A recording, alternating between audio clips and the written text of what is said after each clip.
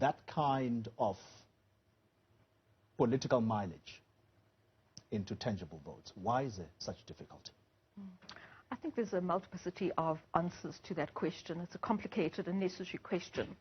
And I think one that haunts the EFF, because I do believe the support in the streets of South Africa is higher than what we're seeing in the polls. But I think it comes back to the issue related to the governing party. I think the electorate, particularly the older electorate, is still caught in this abyssus of hope. Like, we hope that one day the ANC will deliver to us.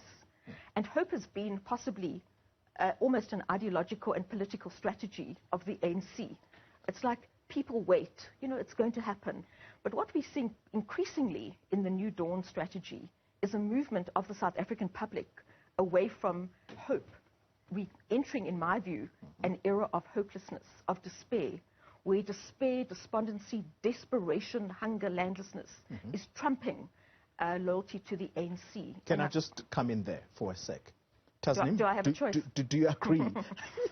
Do you agree that at the moment in South Africa, as a result of the New Dawn, there is a sense of hopelessness? Sure. I mean, I think the failure of that project and the challenges that it has faced has meant that there is a sense of hopelessness, right? I think we've also been dealing with a pandemic that's knocked the country even further, you know, into that sense of hopelessness. I think it's very difficult for people to see, and I speak for myself here too, for people to see a way out of the position that the country's in, right? And on top of that, I think we lack viable political alternatives and choices, right? And I think that's always the difficulty when it comes to elections. We will be sitting here in 6 weeks or whatever the time is talking about low voter turnout. I'm willing to state that today, right? That we will be talking about that. And that, you know, that always comes back to that question of political alternatives and choices. And I think we can also throw that, you know, to the EFF, you know, the initial question you asked.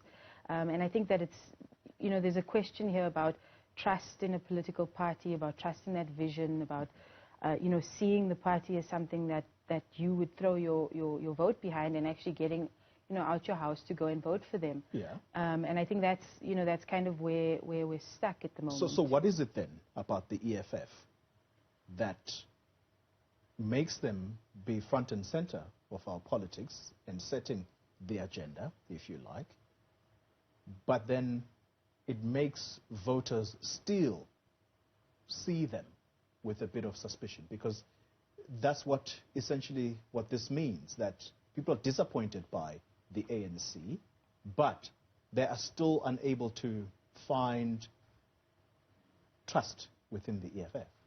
So, look, the question of the ANC is important, and that, you know, the kind of position it holds, even for those who don't want to vote for them or against them, right? And I always say that you need to take that into consideration, that, you know, some people who aren't voting for or against a particular political vision, right?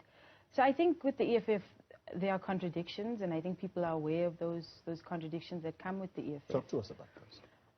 So, I mean, you know, it is difficult to kind of outline a clear, you know, one-way track for the EFF. I mean, if we look at, you spoke about the pay back the money, you know, stuff that the EFF did.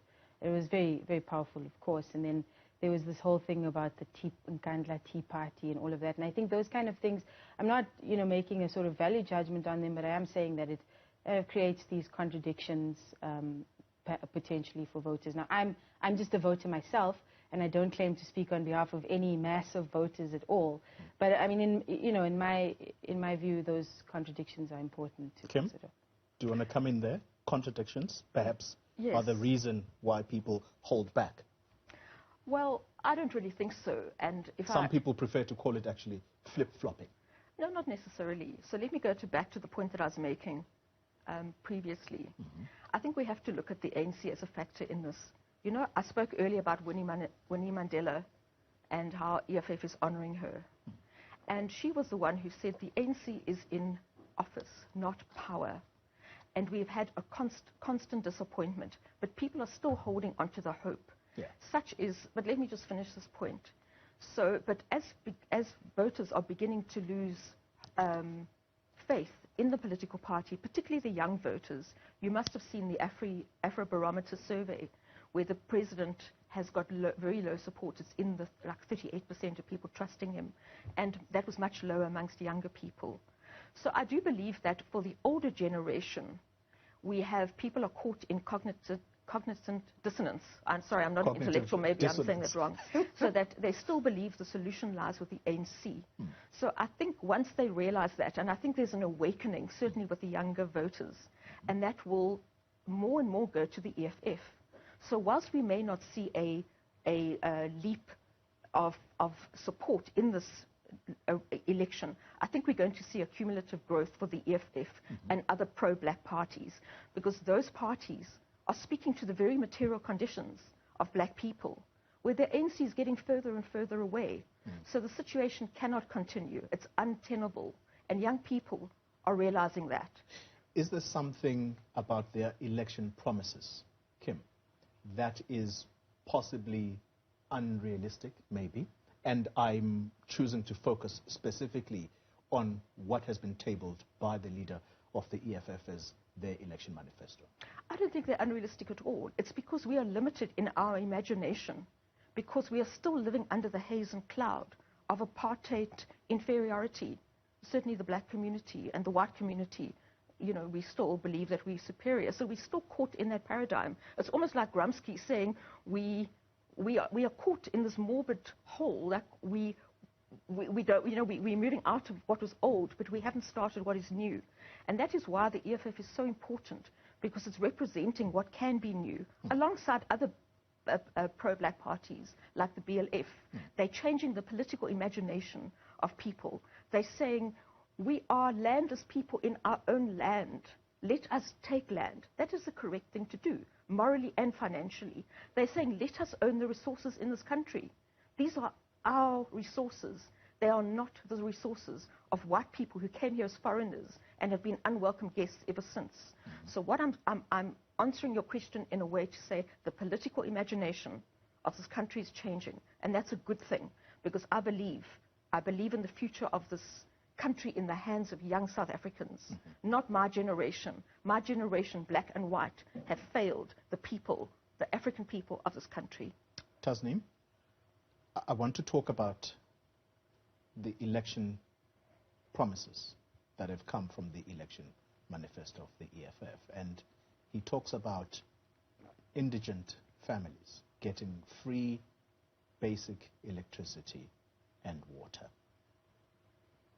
If you didn't live in South Africa, you would think that that is something new.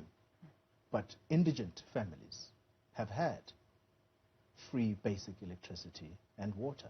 Am I wrong? Well, there has been an attempt to kind of eat away at some of those policies over time, right? And certainly privatization has been one of the ways in which that has been done. So, I mean, I think, you know, overall the sort of things that the EFF speaks to in their manifesto, and I only managed to briefly look through it after it was released, outside of the speech, of course. I think you know, they are trying to speak to those basic service issues,